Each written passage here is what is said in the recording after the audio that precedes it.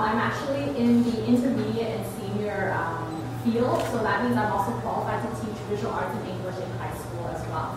So I'm really happy to see so many parents here today, because it actually just shows how much you guys really care about your child's education. And having been a high school teacher for the past 2 years at a private high school, I've actually realized how important it is for parents, for every one of you guys to stay involved in the child's education. Because the earlier that you guys are involved in their education, the more powerful the effect will be, and the more kind of influence that you will have on your child's future as well. So that's one of the reasons why we in JEI here, we believe that both parents and also the teacher should play a vital role in the student's education.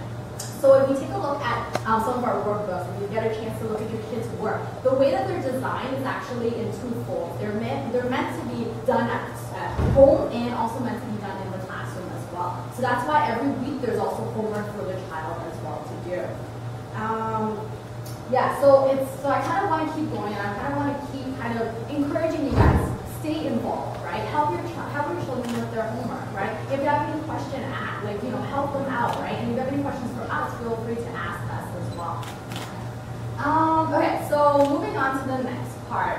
So we all kind of know why English is really important. Not only is it the dominant business language all over the world, but it is also the only subject that is required all throughout high school. So that means your child from grade 9 all the way to grade 12, they have to take English. But today I'm going to be talking about one of my other teachables, which is visual arts, and kind of why creativity is also really important in a child's education.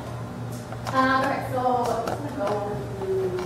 So it's kind of like a website that I've created. So I post a lot of students' artwork up as well, so that they can see each other's work and what they have done with one another. So this is one of the JEI Art Express class that I teach here. So this is just one of the class that we had. We were making kind of like sculptures with casting materials, and we were also building on with their letterings and things like that. And they're actually at here at this point, they're at like the beginning phase of the sculpture.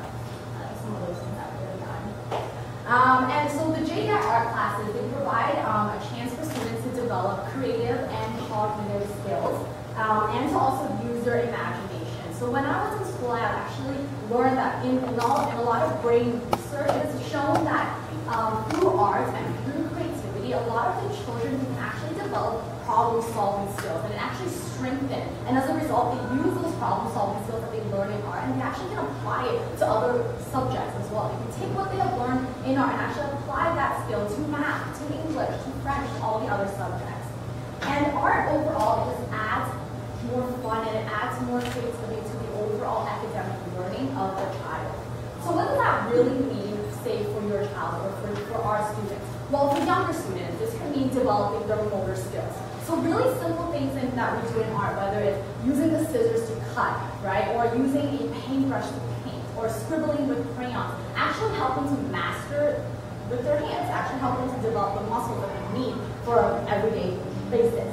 And so what does that mean for older kids, right? The kids are a little bit older or going into high school. Well, a lot of the arts can actually improve motivation, concentration, and it can also build their confidence when they're doing something that they enjoy, and when they're also able to create something that is completely from scratch.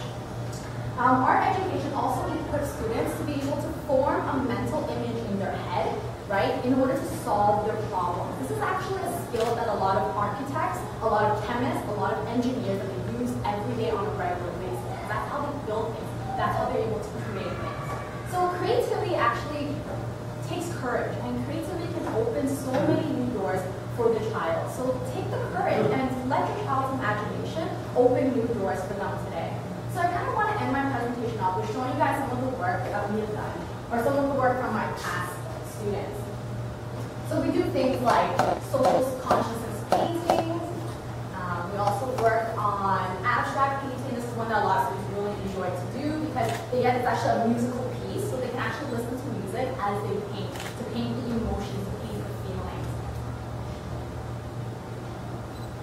And then of course we do portrait drawings as well, and we work with different materials, so it's not just always paint. This is done with charcoal and pencil, so we work with different medium as well. Great poetry drawing, abstract painting, still life, of course, and graffiti artwork. A lot of students really enjoy this one because they get to kind of write their name in funky letters. They get to do things that is usually they think it's because they really think that graffiti is illegal. So they're like, oh, this is really fun. So they're going to do something that's illegal. They really enjoy this one. So, and this is actually all done with just pencil crayon, but it's actually more vivid if you're using markers. And then portrait drawing, learning how to draw a face with proportion, right? And learning how to use a grid, right, to help them to draw the different parts of the face. Yeah, there's more grid drawing. So if you want, you can ask me questions later on. But this website, I can give you guys a link to my school. Look, there's tons of my other students working there as well. So I'm just going to pass